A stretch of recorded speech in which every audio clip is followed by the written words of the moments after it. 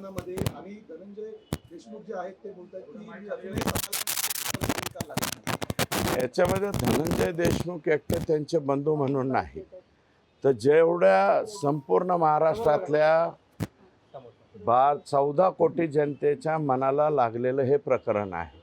14 कोटी जनतेच्या मनातील हा राग जोपर्यंत या संतोष देशमुखांच्या जे हत्या करणारे आहेत, अतिशय ब्रुटली मर्डर करणारे आहेत, हे सर्व ज्या दिवशी फाशीवरती जातील त्या दिवशी हे समाजमन त्या ठिकाणी शांत होईल. तोपर्यंत कोणालाही समाधान त्या ठिकाणी लागणार पण आज मुंबईमध्ये जनाक्रोश मोर्चा होत आहे. जशा पद्धतीने इतर जिल्ह्यांमध्ये लाखोच्या संख्येने मोर्चे निघाले, मुंबईमध्ये मात्र चित्र वेगळं आहे. मुंबईमध्ये नेत्यांनी देखील पाठ फिरवलेली आहे. आपण देखील आझाद मैदानला गेलेलं नाही, मी आलेलो होतो.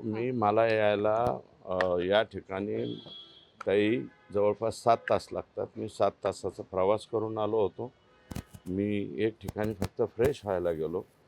तिथून येईपर्यंत ठीक आहे, मोर्चाला कधीमध्ये माणसं कमी येतात, माणसं किती येतात यापेक्षा त्याच्या भावना, मोर्चाच्या भावना लोकांच्यापर्यंत गेल्या याच्यातच आमचं समाधान आहे. पण मुंबईमध्ये येऊन इथे आंदोलन करण्यामागचा उद्देश जो होता तो अनेकांनी करून दाखवला होता की सरकारला घडवून जागा करायचं आहे. ठीक आहे, काही जे आयोजक असतील त्यांच्या चुका झाल्या म्हणा, किंवा मेगा ब्लॉक आहे, आणखी अनेक कारणं आहेत. त्या विषयावरती मला वाटतं न जाता मी एकच म्हणतो की आपल्या माध्यमातून ज्या काही भावना आहेत त्या भावना मला वाटतं स्पष्टपणे जनतेपर्यंत गेलेल्या आहेत. दीड वर्षापूर्वी आणि यामध्ये तब्बल 1.25 वर्षानंतर आता DYSP 1.25 नाही, जवळ 15 महिने झाले. 1.25 म्हणजे 12 साडेबारा, हा 1.25 वर्ष.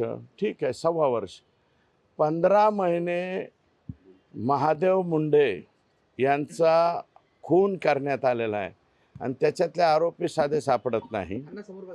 आपण, माझी विनंती आहे की महादेव मुंडेंच्या सौभाग्यवती त्यांची त्या मला वाटतं एक बाईट दिलेली IBN 18ला, ती बाईट तुम्ही जरा नीटनाटके पाहिले का? त्या मायमाऊलीच्या डोळ्यामध्ये पाणी आहे आणि उजव्या बाजूला ते लेकरू थांबलेलं आहे. त्या लेकराच्या डोळ्यातले आसू तुम्हाला दिसले नाही का? किती करुणपणे तो मुलगा डोळ्यामध्ये पाणी आणून रडतोय. म्हणजे त्याची चूक काय आहे? त्याचा बाप गेलेला आहे आणि 15 महिन्यापर्यंत त्याच्या बापाचा साधा खून कोणी केला हे तपास लागत नाही. याचा अर्थ आकाचा किती प्रभाव तिथल्या पोलीस बलावरती होता हे या ठिकाणी स्पष्ट होतं आहे. आणि भास्कर केंद्रेसारखा एक पोलीस 15 वर्षापासून एकाच पोलीस स्टेशनला किंवा परळी तालुक्यामध्येच कसा राहतो हे सुद्धा गोड गंबाल त्या ठिकाणी पुढे येणार. या प्रकरणात जो वाल्मिक कराड जो अटकेत आहे त्यांचा CT स्कॅन करण्यात आलेला आहे आणि स्लीप एपेनिया नावाचा आजार झाल्याची माहिती पुन्हा एकदा आता रुग्णालयातून पोलीस प्रशासनाकडून दिलेली आहे. मग आता पुन्हा सुविधा पोहोचवल्या जातील का? हे बघा, तो जो नियमाप्रमाणे जरी तो आरोपी असला, कैदी असला, त्याला जे काही आपल्याला नियमामध्ये सवलती दिलेल्या आहेत त्या सवलती उपलब्ध करून घेण्याचा अधिकार त्याला आहे. त्याप्रमाणे जिल्हा पोलीस प्रशासन, SIT आणि डॉक्टर्स हे एकत्रितरित्या त्या बाबतीत निर्णय घेतील.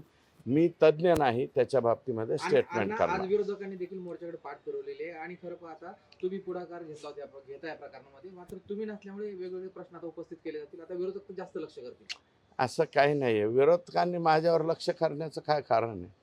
फक्त एक, मला त्या मोर्चामधले काही स्टेटमेंट्स मी पाहिले, त्याच्यामध्ये जितेंद्र आव्हाड साहेब पहिल्यापासून या मोर्चामध्ये याच बाबतीमध्ये पुढं आहे. फक्त त्यांचं आजचं अक्षय शिंदेच्या बाबतीतलं स्टेटमेंट मला आवडलं नाही.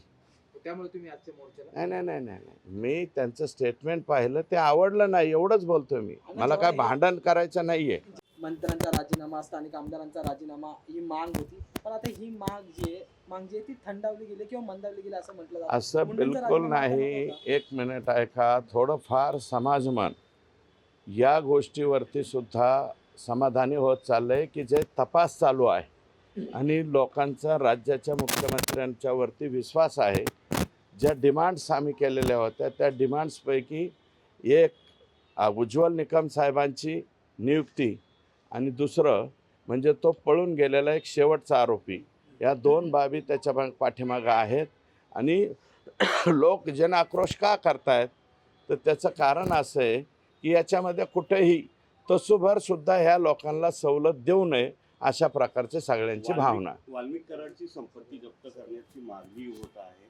कशा प्रकारे ही मागणी मी स्वतःच केलेली होती. सगळ्यात अगोदर प्रॉपर्टी अटॅचमेंट केल्याशिवाय या लोकांचे धागेदोरे नीटनाटके कळणार नाहीत. कारण फक्त एकट्या आकाच्या नावावर प्रॉपर्टी नाही आहे.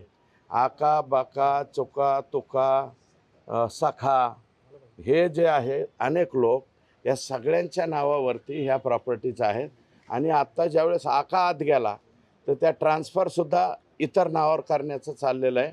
आम्ही SITला मागणी ही करू की या कालावधीतल्या ह्या कोणाच्या तरी नावावरून भावड्याच्या नावावरून सवड्याच्या नावावर झाली किंवा सवड्याच्या नावाने नवड्याच्या नावावर झाली तर ह्या सगळ्या प्रॉपर्टीज ह्या आकाच्या अटॅचमेंटमध्ये आल्या पाहिजेत अशी आमची सगळ्यांची मागणी आहे. Okay sir.